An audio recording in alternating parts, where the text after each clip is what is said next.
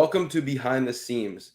I'm your host, and I have a great guest with me, Mark Appel. So, Mark, I'm going to go through a little bit of your background. I think people know who you are by your name, but just for our listeners who do not, you were pitcher from Stanford, first overall pick to the Astros, traded from the Astros to the Phillies, and I want to talk to you about your career, your journey, whatever we want to call it, but really walk us through when that baseball journey started on Behind the Scenes. We always want to know about the human, so start us there if you can. Yeah. Oh man. So I was born in Houston, Texas. And so I grew up just being an active kid. I had an older brother. We were both pretty tall. My brother is even taller than I am. I'm 6'5". He's almost 6'10".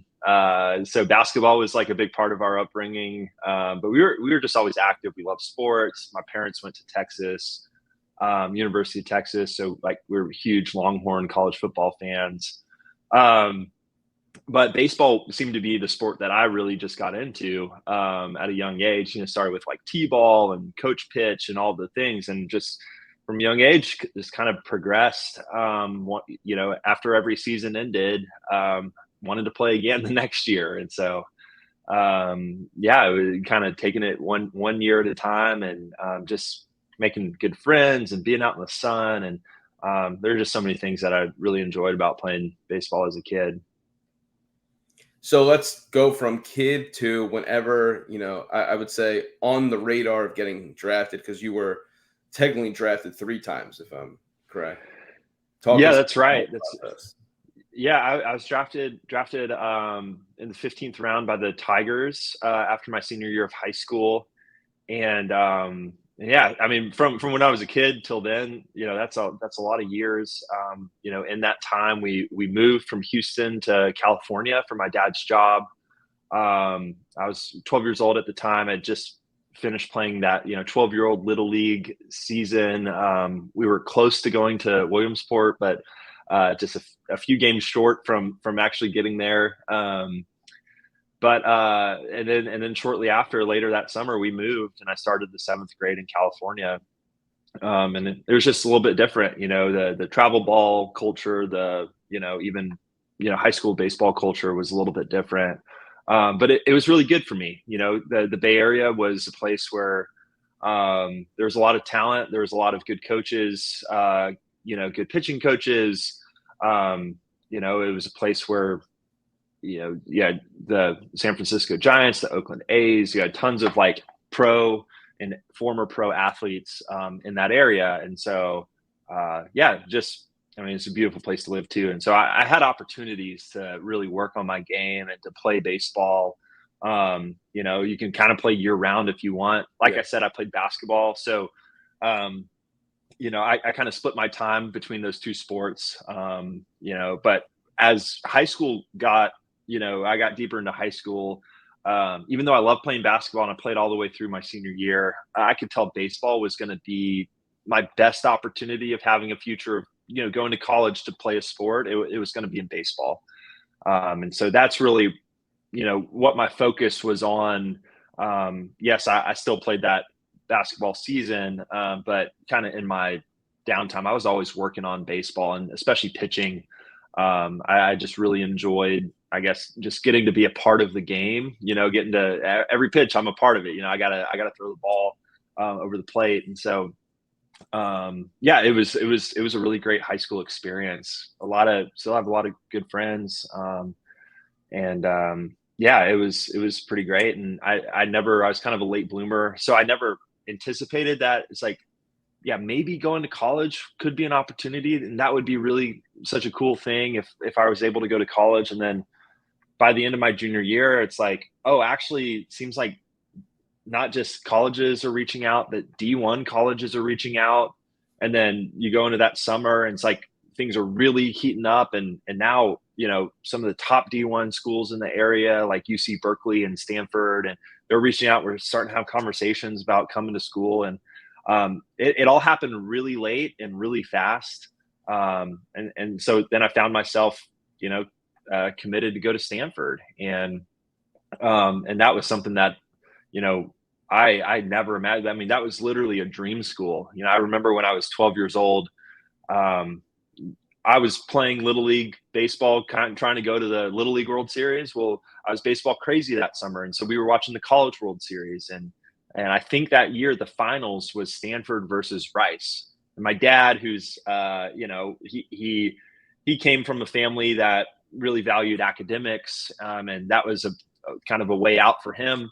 And so that was kind of taught, you know, in our home, was just like the value of school and the value of, you know, getting opportunities to go to college. And so he's like, hey, look, you know, Rice and Stanford are both awesome schools, you know, like you can get a great education and you can play baseball. So in the back of my mind, I was like, oh, these are my two dream schools, you know.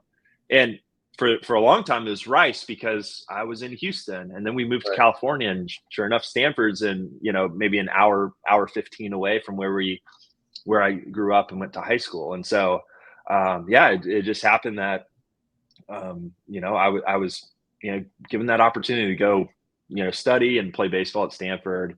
And then, you know, I wasn't even thinking about pro ball, but by your senior year, it's like, that's a draft year. But in my mind, I'm like, well, I'm going to school. But I got a lot better my senior year. And so like I said, late bloomer, happened fast. And you know, I was this kind of tall, scrawny kid coming off the basketball court. Now I'm pitching in the spring and I'm touching like 93, 94 as a high schooler. And you're like, but like, Mark, they're going to get drafted. Like, this is kind of crazy. So yeah, it all happened fast. And it's fun getting to look back at those years, just because there's a lot of excitement, a lot of, you know, what could happen in the future. And yeah, but I think I knew that I most likely was going to go to Stanford unless something just crazy happened, unless like a team was like, yeah, we're going to draft you in the first round and pay you a bunch of money, and you know, we got just a great plan for you development wise, and like this what. But for the most part, it's like I still valued academics and just the college experience, and you know, I'm really thankful that I got to go to Stanford. Yeah. So one of the things I was going to mention that you kind of brought up is you went from hotbed Texas to hotbed California for baseball. That's like a dream. Yeah. It's almost like, you know, did they move you for more opportunity? But it's clearly driven from your father's profession. I was going to say, you know, before you mentioned the Stanford thing, it was Texas in the running, but you kind of mentioned the recruiting thing. What I'm curious about is, you know, you said this in the last mention that you had, which is the development. When you were drafted, I mean, that's still, you know, technically a high spot to get drafted for someone who, you know, may or may not sign given the commitment to college. What were you Yeah. thinking that you needed? Because you keep saying late bloomer, that you needed developmentally, and that Stanford could give you, or that you saw Stanford as, you know, this is where I want to go because I need that. Well, I mean, honestly, my decision for school was like, it was pretty simple to choose Stanford. Like, if you've been in Palo Alto, like there's just something special about that area. You know, you almost feel the energy about, like, you know, just with the university there. You know, there's, you know, future presidents and Yeah. future, you know, senators, and then you have future like Fortune 500 company CEOs and founders, and you know, like there's just there's excitement. You got people just, you know, I mean, sometimes there's an idol of like busyness, like people are just like go go go go go. It'd probably be nice to slow down a little bit every now and then, but there's just something special in the weather. The architecture at Stanford is pretty unbelievable, and then the academic reputation that they have. Like, you know, if you have a degree from Stanford, like that means something. Yeah. And so I think really it's like a lot of those reasons were why, like, I wasn't making that decision purely based on, oh, where do I think that I can develop the most. You know, and in some ways, I didn't see development as like a product of the coaches. It's like I kind of grew up seeing development as a product of just like my hard work, you Yeah. know. And so fortunately, like, I had really good coaches, but you know, my pitching coach at Stanford was not the pitching coach that recruited me. Like, he was, my freshman year was his first year as the pitching coach. And so we didn't know each other from Adam, but we showed up on campus the same, that same fall, and we really hit it off and really kind of found our stride. And he was one of the biggest kind of influences in my development. And really what he taught me, was more about pitching, about how to approach hitters, how to get guys out, how to use my off speed stuff and use my fastball.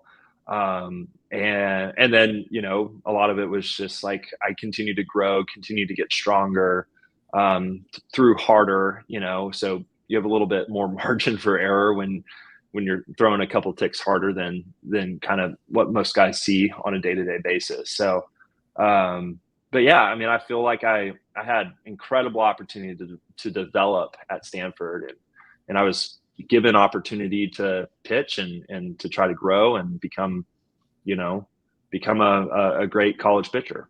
So Yeah, I mean, it sounds like the word development is now overused in a sense, and I'm one of those yeah, people who overused it, so I'll take fully blame. But I think that's probably why it wasn't as pivotal in your decision, because Stanford is a place that you can grow naturally, and it's just going to happen. I think you kind of talked about this, and this is a theme that I'm seeing, is just going out and doing the work, almost like going out and playing and seeing what happens, and yeah, like tempering the expectations so that you can kind of thrive and see what happens, let it like come to you rather than just go get it. You mentioned, playing basketball, you being tall, your brother being taller and playing basketball, and then how that probably helped you with baseball, but you weren't thinking like, I'm going to play basketball and then play baseball, and that's what's going to help. yeah, So one of the things I want to yeah, just throw towards that is, how has your identity evolved? And we'll talk about, your major league journey, but I think you yeah. having an identity as like, this guy who was in Texas, then he went to California, and you're going through the process at this point going to Stanford. Yeah, in some ways it's like I always felt a little bit like an outcast. Not I mean, I have a lot of wonderful friends, but it's like I always wondered, like, where do I like fit in, faith wise. Like I grew up in a home that really valued our faith. And so, it's like when we were making decisions about playing summer ball and travel ball and all that stuff, it's like our family unit was a priority for us. And so it's like making sure that I still had opportunities, but we weren't going to sacrifice our family for, so that Mark can just go and like live somewhere else and play baseball and, try to have all the opportunities that he could have. It's like, no, we found ways that where I could get work in, I could do all this, but I could also still, be home for dinner, and we could spend time on the weekend together. And so, and then moving at in middle school is just the worst years for everyone, Yeah. I believe. And so, I was like, well, I'm going into seventh grade and I don't know anyone. Not only that, but I was going from basically I was at a private Baptist school in Houston, Texas, and then I'm in public school in California, and I'm like, immediate culture shock. I'm like, I don't even understand what's going on right now. And so it was just like a lot of things to process as like a 12-year-old kid. And so like for a lot of those reasons, like I always felt like I had wonderful friends, but I don't know if I always felt like I was like necessarily part of a group per se. It's like, other than my family, it's like my family has been completely ingrained in my identity. Faith, and then baseball. Like, it's hard when you love something for that not to become a piece of your identity, a piece of where you find your self-worth. And I think there's a healthy way in which that should Sure. manifest itself in our lives. It would be foolish for a dad to not have their child be part of their self-worth in some way. You're like that's just it comes with the nature of love. And I think it's just like how you prioritize what you love, and allowing those priorities to define your self-worth. And so, I love baseball, and there are times where baseball was 1000% the thing that I loved the most. And that's a scary thing, because baseball isn't forgiving and it doesn't love you back. And so, yeah, it's been it's this whole identity thing has been a journey, in and of itself. As I know it is for almost everyone as they're Right. figuring out who they are and what life is about and all this stuff. So, And that's the thing is it's an evolution, right? Like you even yeah. talked about like the father thing, right? Your identity is always changing. And if we, put titles to it, it makes it even harder because now we're putting weight into those titles when those titles can come and go. We can change those titles. Mhm. And the world changes those titles in many ways. So when you moved from Texas to California, was baseball one of those ways that you maybe didn't feel as much like an outcast or you felt more bonded? Because yes, there's those friendships and relationships that you have from when you move, but usually if you play a sport, it's kind of like a fresh slate, and it's like we want to see what you got, and your performance, your success on the diamond, I guess in this regard, would dictate how you kind of blend in there. And it sounds like you had a lot of that success.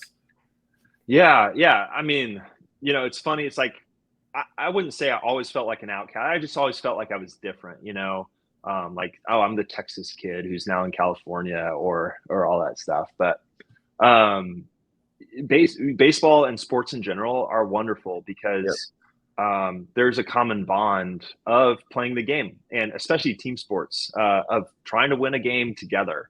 I always talk about how much I love a baseball locker room, especially in a professional setting, because you have the most diverse group of people. If you were to just remove baseball and say, hey, where were you from? Are your parents educated or not? What, like, Socioeconomic. socioeconomically, Yeah. like where'd you come from? Where'd you grow up? What language did you like is your primary language? It's like, it's one of the most diverse places you could be. Uh, and you're like, none of these people would probably desire to necessarily get together and be friends and try to do something together without a sport, without baseball. And so it's like, I love that. I'm like, I learned so much from just being in a locker room. Um, and you're able to form these friendships pretty quickly because of the sport. And so it's like a lot of my friends when I first moved to California were from playing baseball, and going to church and some of these other social things that our family would do. But yeah, sports are awesome in that way, that you just get to create a bond quickly, and sometimes like these guys become your best friends for a really, really long time. Yeah, and you have values in family. You talk about faith, but baseball, especially on a team, it becomes your family. It might be your second family for Yeah. some people, maybe their third. But yeah, I mean, keep us on this journey. So now you're at Stanford. You're with that pitching coach. You're looking at your own self, right? We're going through the mental, the physical stuff, the academic and the athletic side, and then you get selected again. I think your junior year, because that's when you're Yeah. eligible, right? Yeah. My college, freshman year, I was a reliever and had a couple of spot starts and didn't do well. I went out that summer and learned to change up and came back, and I was kind of thrust into the Friday night role because we had an injury last minute for our Friday night guy, and so all of a sudden I'm the guy. And I learned a lot that sophomore year, and I think that really set me up to have a good junior year. I played a Team USA after my sophomore season, played on the Cape, and then came back as like a top prospect my junior year and had a great junior year. And then, I got drafted 8th overall by the Pittsburgh Pirates, and then ultimately decided that summer to go back to school for my senior year, which was not a popular decision. But it was the decision I made, and I don't have any regrets about it, and that has nothing to do with Pittsburgh. It just happens, to do with kind of where I was, and kind of what I wanted to accomplish, with my senior year at school, and knowing that pro ball would still be there afterwards, and just trying to make a clear-headed decision about my future and what was best for me. So it was a great college experience. Getting to play at Stanford for 4 years, get a degree. It was like, I always loved going back and walking around campus. Yeah, I mean, like you said before, like you're with future CEOs, founders, presidents, baseball players even too. So Yeah. you're seeing guys get drafted, and you kind of knew what was on the horizon. So talk to us about that senior year and then getting selected by the Houston Astros. Yeah, it was great. I mean, in some ways, a lot of people said I was crazy because, I'm turning down, 7 figures and I'm going back to school. And, it's like, who does that at, 20 years old or whatever. But, it was a decision I made, but in some ways it's like, hey, I think I can have as good or better of a season. And, even if I'm drafted in the same spot, it's like, I'm still happy with that. And so yeah, I really worked hard. And I mean, that year, like, one of the big things that I needed to work on was pitching inside. And so that was a big focus, and it worked. It's like I pitched inside more. It opened up the outside half of the plate, got more strikeouts, less walks, just better numbers all across the board. And part of the reason I want to go back was to try to go to Omaha, try to go to the College World Series. And unfortunately we didn't make it that year either. So I never got to go, but yeah, I had a great year and set myself up to be kind of one of the top couple picks. And yeah, I just remember that draft day, just getting to be with my family and friends. And yeah, and then getting the phone call from Houston, just saying that they were going to pick me. It was pretty overwhelming, especially because I grew up in Houston. I remember going to games at Minute Maid Park, watching. I remember when Minute Maid Park opened. I went to games at the Astrodome before Minute Maid Park, and it was pretty special. Just this whole idea of like, man, I made a bold decision going back to school, and then now I'm being drafted by my hometown team as the first overall pick. And like, just the future, the potential, the excitement was like really palpable in that moment. I was just so excited to like start playing and to get going and try to help the Astros bring a World Series back home to Houston. So, yeah. So now you go to a team that was, in a sense, your hometown team, the one that you said you looked up to in a lot of ways. That's where you probably saw yourself as a kid, pre-California, right? And one of the things I'm curious about is what took place after Stanford, because you go from a state-of-the-art, I don't want to say just college institution, but also probably nice training facilities and all that kind of stuff. And then you go to Houston, where you have to, as they always say, ride the bus and kind of, slum it down a little bit. What went into your mind of like, is that a culture shock? Is that something that you expected because you probably heard it from other people, whether it's past teammates or other players? What went through your head during that time? You kind of know what to expect with minor league baseball, especially back then. They've made some progress since then, but yeah, it was long bus rides and motels and things like that. And you're just like, man, this is a little different. It's a long season. You're playing every day, basically.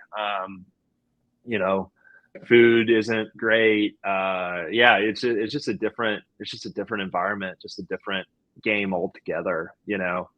And then I was dealing with starting to deal with some like injury stuff that ultimately I was trying to just fight through it, and it was really kind of getting me all kind of domed up and just like I was struggling to throw strikes. My velo was dropping. I was just trying to work my way out of it, because that's kind of all I knew. And really what I needed was just to like take a pause and rest and recover and then come back to it. But I was stubborn, and I wanted to like please everyone and make everyone happy. And I wanted to show my worth. And, I felt like the Astros invested this money and this belief in me that I wanted to honor. I wanted to, I guess, hold up my end of the deal. Right.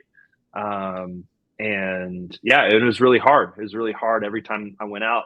I struggled, and I didn't have a good game. It's like, I really wore that. I really carried that around with me. And I looking back, it's like, I wish I didn't, but I know why I did, because it's like, I cared about it. It's like, I didn't just like roll over but yeah, it was a really tough season, especially coming off a great season at Stanford. It's like that very first year. It's like, man, I'm really down in the dumps, and almost metaphorically or ironically, I'm playing in Lancaster, California, which is like in the middle of what's called the high desert. It's like if you go just straight north from LA, like an hour and a half, like you get over this mountain range, and then it's like literally a desert, the California desert, and it's elevated a little bit. The wind blows like crazy. It's just like a kind of a desolate place, There's some industries there, and so there's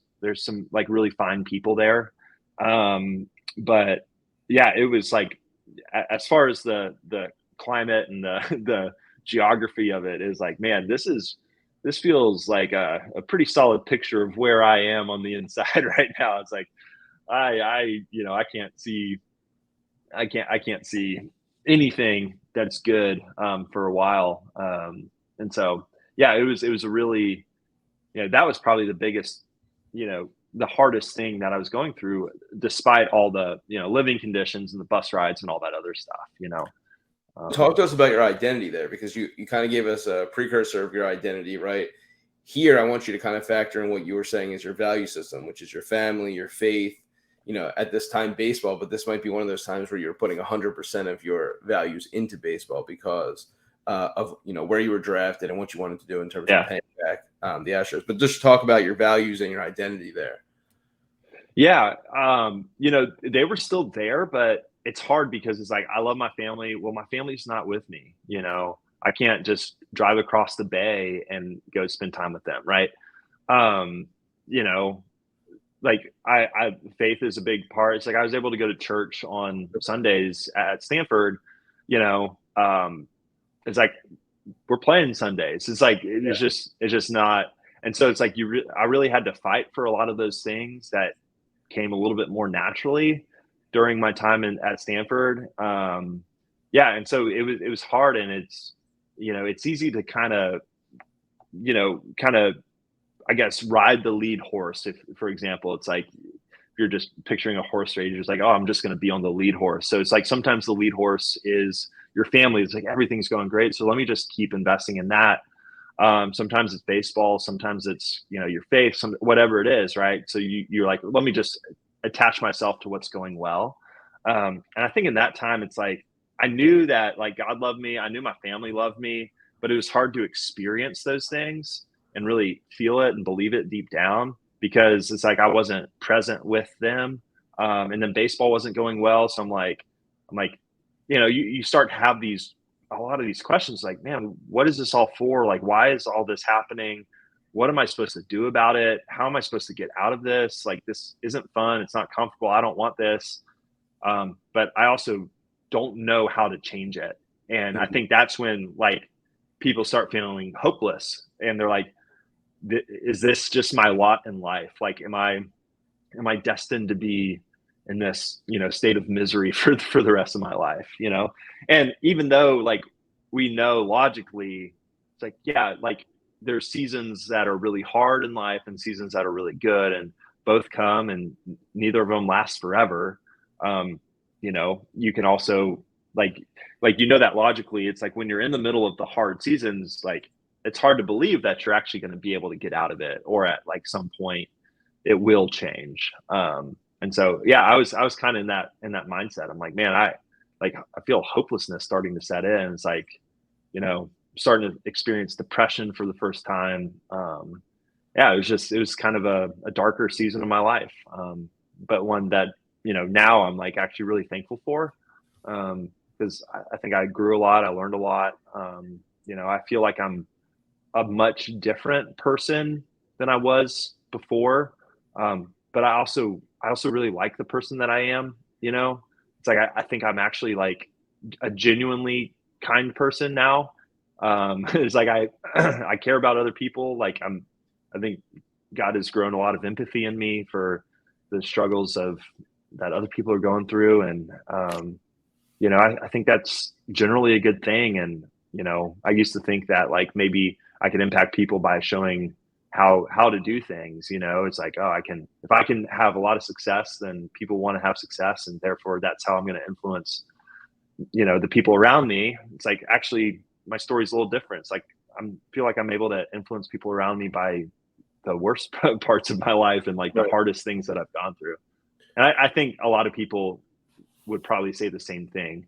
Like the longer you live and the harder things you go through, you're like, actually, this is now somehow become part of my purpose in life to help other people.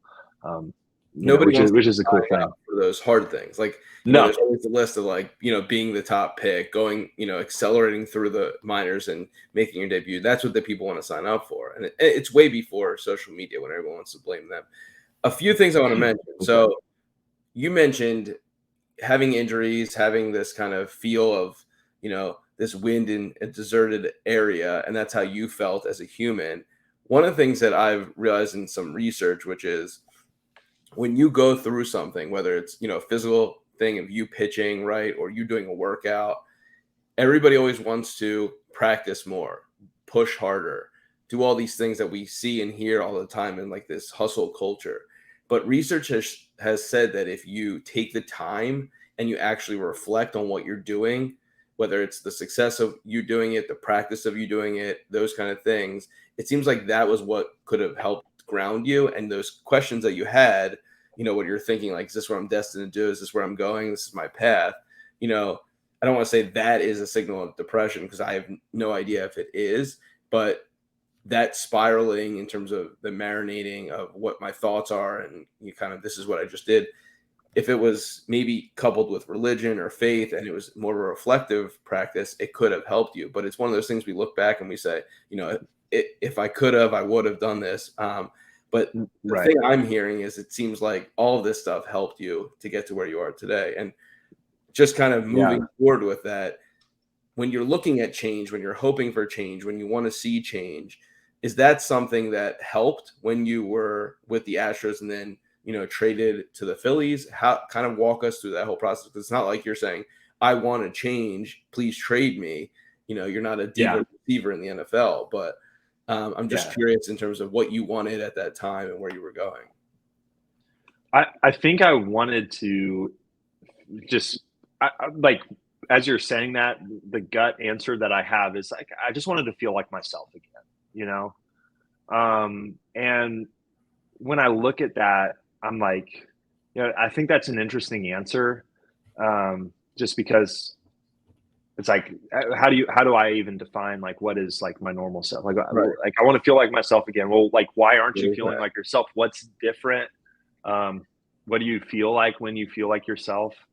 And I think part of it was the freedom that I got to experience, in Little League and in high school and college, and just the joy of playing the game. It's like I wanted to enjoy it just for enjoying it.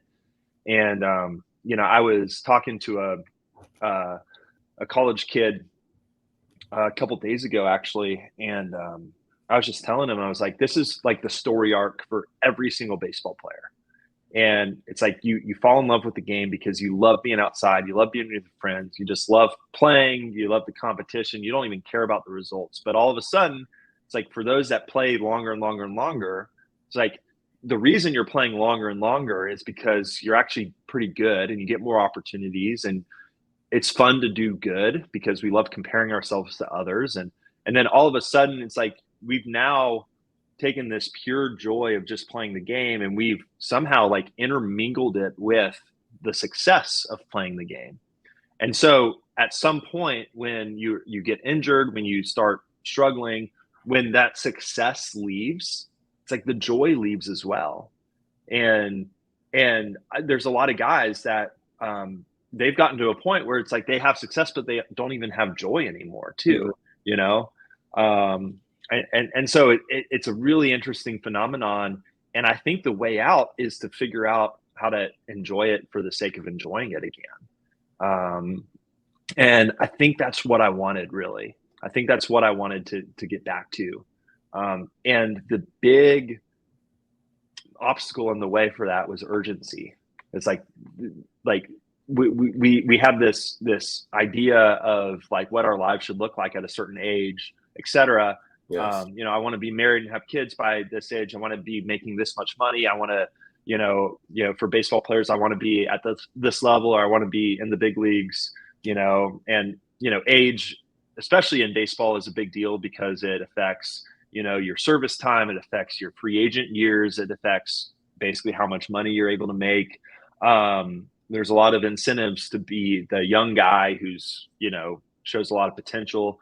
If you're a younger guy, you get more opportunities because you still have some developmental years from the team's perspective. And so it's like, you actually don't need to be the best guy on the team to still get opportunities, because one, you're going to be cheaper. And, there's so many things around age and urgency. And so what I was feeling at the time was an overwhelming sense of urgency. From the moment I was drafted, it's like, hey, like I think if people said, hey, Mark could be in the big leagues later this year or even next year, some people would be like, actually, that seems reasonable. Like I get it. You were topping out at 100 in college. You had a 2 ERA. You struck out like 13 per 9 or something like that. It's like you had the numbers, you had the stuff, all of it was there. And so there was just like this urgency that was in the background of my entire life for 4 or 5 years, and then that urgency also, what it speaks to is the potential, and then the failed, the unmet expectations. Right. And so it's like, as it goes longer and longer and those expectations continue to be unmet, it's like the urgency increases and increases and increases until you get to a point where you're like, man, I'm hurt perpetually. I can't even play. I feel urgency that I need to be a big leaguer tomorrow.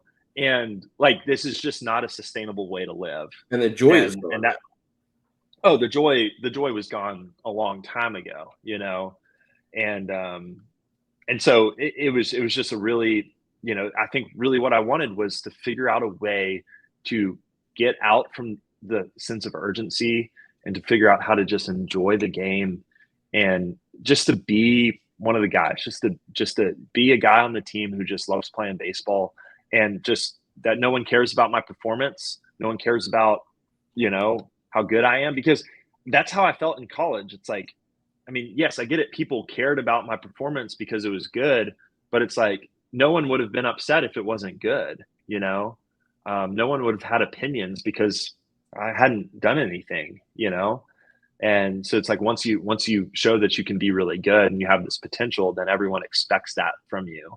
Right. And that can be a really crippling thing, and it's actually, I would say for some cases, I experienced it. It's actually tougher to be that guy who has all the potential in the world. Everyone says, oh man, you're going to do wonderful things. You're going to work and you're going to make all this money and you're going to, all of these things. And to not let that get to you, because at the end of the day, it's like those things shouldn't define who you are and how you derive your worth, I had to learn that the hard way, and it was really hard. And by the end of 2017, I'd been with the Phillies for 2 years, but I was injured for almost 2 years. I had, 8 to 12 starts, both in 16 and 17 with the Phillies in Lehigh Valley. And then I got hurt and I was out the rest of the year. And by the end of that 2017 season, I was done. I was like, I can't keep doing this. Yeah. So what went into that decision? Obviously, we hear about the injuries, the ups and downs, all that stuff. But there is some part of you that said, I'm going to retire rather than I'm going to sit a year out. So what was that? Yeah. It was just the need and the want to feel like myself again. I think it was the same desire. And those 2 years in Philly, it's like when I called Matt Klentak, the GM at the time, and told him that I wasn't coming back for spring training. I mean, I wasn't like, Matt, I'm not showing up. Like, we talked about it. I was just like, hey, Matt, this is where I am. This is what I'm thinking. And this is kind of what I think I need to do. He was like really gracious. And part of that was because I don't think anyone in the Phillies organization was blind. They didn't think, oh yeah, Mark's just really happy and he loves being here and he's doing so great. And like, he's really thriving as a person right now. It's like, they're like, man, Mark's going through some stuff. He's struggling. It's like, And I think there was a little bit of compassion, because it's like I wasn't afraid to, take down the mask a little bit. It's like I was willing to let people in because it's like I knew I needed people in my corner. And so, like when I made that phone call, there was just so many things, like even just being home for Christmas, that that Christmas 2017. It's like I love this so much. Like I don't think I want to go back and play baseball because Yeah. that's 8 months away from family and away from home. And so there were just some like, simple things. There's some logical things, but there are also some just emotional things. And I'm like, I don't know if it's worth it. I just don't think that it's worth it. And I need to let it go. I really need to let it go and just move on with my life and figure out who Mark is again without baseball being any part of that way to find any self-worth.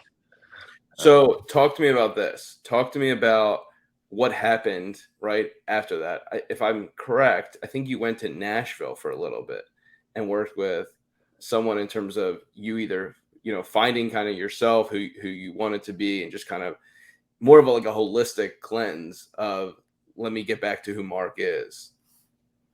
Yeah, well, that's so Nashville was I spent some time there because I was dating a girl from that was living in Nashville at the time. But that wasn't until 2020, 2021. Honestly, it's like right after I finished up or I left baseball. It's like I was like I'm done playing. Like I stopped working out. I stopped caring about what I ate. I was like, I'm just gonna, and maybe swung a little too far because I was like, I'm just gonna do whatever I want, not like go crazy or anything, but it's like if I want to drink a soda, I'm gonna drink a soda, Yeah. and because it's like I'm not thinking about the inflammation that Yeah. might cause and how that might affect my arm and whether I can, pitch a baseball, all this stuff. It's like I had to allow myself to do that to like disconnect these connections in my brain of like everything that I do is centered around baseball. It's like I needed everything that I did to not be centered around baseball, to be centered around I don't know what, but just like really for me it's like being a healthy person, and so it's like I went to I got to go to church and be part of like a church community, and a lot of my good friends here in Houston are from that church, just like really salt to the earth kind of people, and I started working, trying to figure out, it's like, what do I want to do? It's like, I kind of have a bias for action. So I'm like, well, let me just go get a job, And so I start working, and then 6 months later, I'm like, I don't like this job. It's like, I don't have anything it's just like, I felt like I'm doing sales and all this stuff. I'm like, I don't know if that's what I want to do right now. So let me go do something else. Kind of do entrepreneurial things, invest in businesses, make stupid money decisions. Like, let me just like do things without the fear of failing and do Which was things the same again. thing for baseball for you back when you Yeah, were 12. it's huge, right? And do things without the fear of failing, do things without, you know, yeah, just for the joy of doing it, even if it doesn't work out how, I think it should. And that was great. That was exactly what I needed at the time. And during that time too, it's like, I'm in Houston, and this is actually a big part of my story and why I wanted to come back. And my college roommate was Stephen Piscotty, and we are still like best friends to this day. And at that time in 2018, I don't know if I mean, I think people remember the story of he was traded from the Cardinals to the A's. His mom had ALS, and he got to spend her last months. They got to spend it together when he was playing with Oakland, and that was the year. That was in like 2017 and 2018. Gretchen, Steven's mom, had passed away, and now 2018 is the year that I'm not playing. And so he's playing for Oakland. They come to Houston all the time because they're in the same division. So it's like some of my favorite moments were just getting to go to Minute Maid Park wearing an A's hat and seeing Steven before and after the game, and not just talking about catching up on life, but like talking about real things. And the funny thing is like when I was at Minute Maid Park, it's like this was the stadium that I thought that I was going to be making my debut, helping this team win a World Series. Now think about this too. It's like this 2018, they had just won the World Series the year before, and there's before all the all the cheating, the trash can stuff. So it's like hopes were like everything was great in the city of Houston at the time. And if I were to feel awkward about being around baseball at any moment, it's like that would be the moment that I would feel weird about being there. But I didn't feel weird. I felt very comfortable. I just felt a deep love for the game, for the people, for the players. And by the end of 2018, I was like, I think if I have an opportunity to play again, I think I would really enjoy that. Not because I'm trying to be Mark, the first overall pick, but because I'm just Mark, and I actually enjoy playing baseball, and that's why I want to do it. And that removed a lot of pressure and a lot of weight of just trying to be someone or do something that was spectacular or wonderful or anything. It's like I could just go and try to reapproach baseball from a joyful perspective instead of like this like pressure and obligation to do all these things that everyone expects of me. But I still needed to address my physical, injuries and stuff. And so I had shoulder surgery and then started the rehab process. That took quite a while. So then you come back, right? You find the joy again. You find who you are. You come back with the Phillies, and you eventually make your MLB debut. Walk us through that. Those feelings.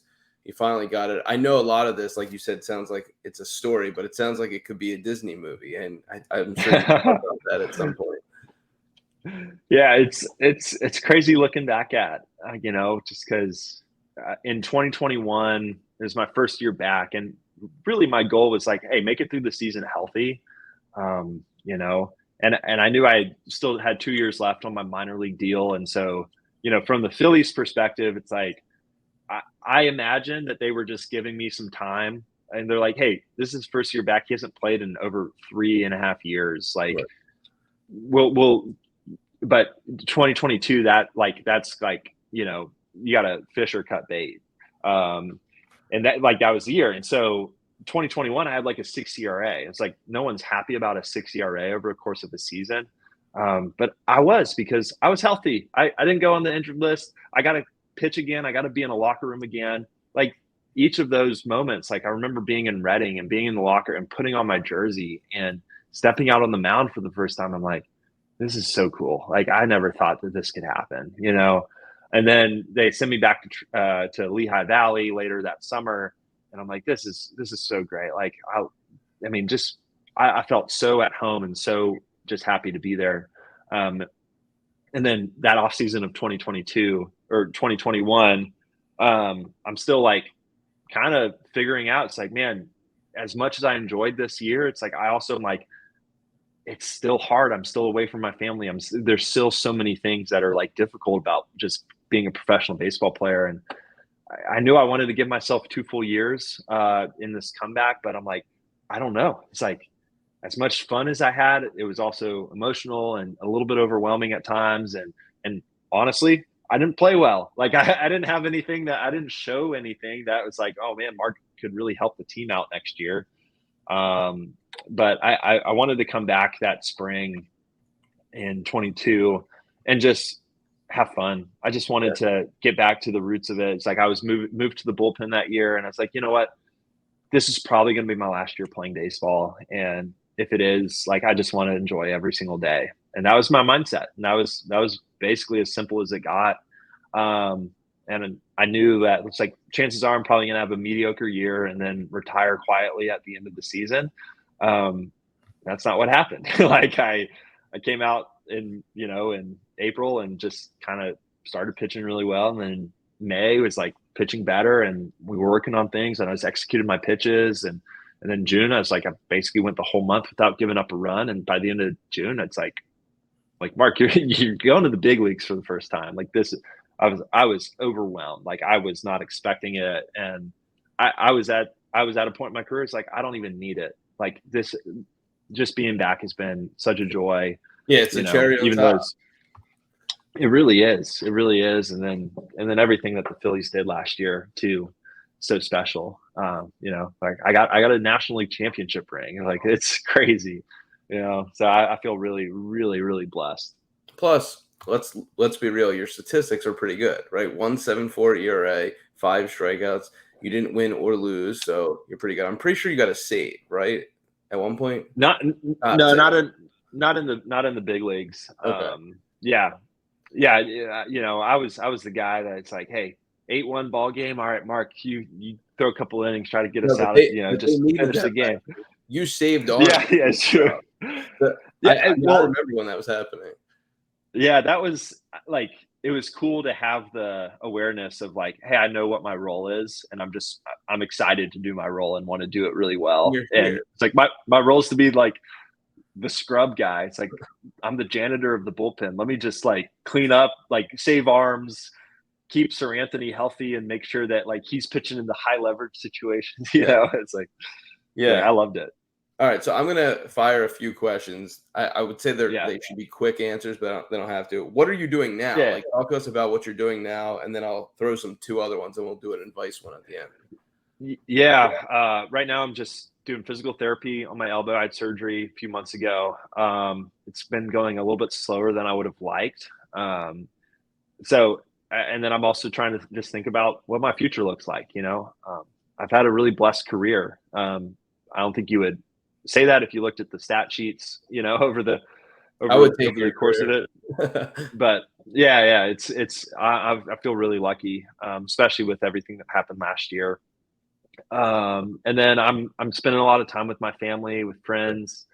And then I've been trying to mentor a couple like high school and college kids on Monday nights, and so that's just something that I recently started, and it's been such a fun thing just to hear these kids' stories and figure out what they're trying to accomplish with their lives, and try to give them some wisdom that I've learned over the years. So yeah, it's been like I said, a much slower pace of life. Haven't really, I still follow baseball and I'm watching games when I can. But yeah, I'm not traveling a lot. I'm just here in Houston, enjoying a hot summer and being with my family. All right. So here are two rapid fire ones. You talk a lot Yeah, about joy, and I guess in a nutshell, we can call this whole thing mindset. But I want to break them up for this kind of rapid fire exercise. Of all the players you played for, or played with, I should say, high yeah. school, college. I mean, you can even go back to Little League, minors, Astros, Phillies, whatever. I know you played in the Cape too. Who has the most joy when they play? So when you think of joy in baseball, who is it? Oh, well, I never played with them, but I think this one's easy. It's got to be Brett Phillips. It's like, Yeah. I mean, we played together in we were both in the Astros org, so like we had spring Yeah. trainings together. I don't know if we overlapped on the same team, but yeah, I still talk to Brett every now and then. Like Very he's so youthful. fun. Yeah. Yeah, he really is. He's the best. And then let's take it a little further because I think there is a difference between joy and mindset. Who has the best mindset of the guys you played with? Oh gosh. I would say someone on the Phillies, but I never, it's like I got to know some of these guys decently well, but not so deep that it's like, man, this guy's so locked in. Like I love how he approaches the game. But just from watching, it's like I think JT has a great mindset. Schwarber is obviously he's like a glue guy in the locker room. And it's like, I mean, that's huge. I love like Nola and Wheeler.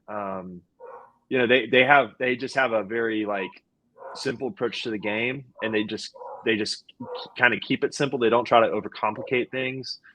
They care. They work hard. And I mean, they're really good. And so like those guys are like pretty easy for me to say. Yeah. Yeah, never too up, never too down. All right, so here's my Yeah. last one. It's kind of how we always end the podcast. If you could give one piece of advice to, somebody who would be in your shoes that you walk through, like guy who gets drafted, whether he's in the first round or the 15th round, going through the minors, striving to make his debut, and then makes his debut. What is that one piece of advice so that they can get the fullest out of their Major League Baseball career? I would just say like approach every day like it's your last, like it's a gift. Like you don't feel entitled to that maybe you have earned things, but don't feel entitled. Like just enjoy every day. Like you never know when it's going to be your last. So, All right, Mark, thank you for taking us behind the scenes. yeah, my pleasure.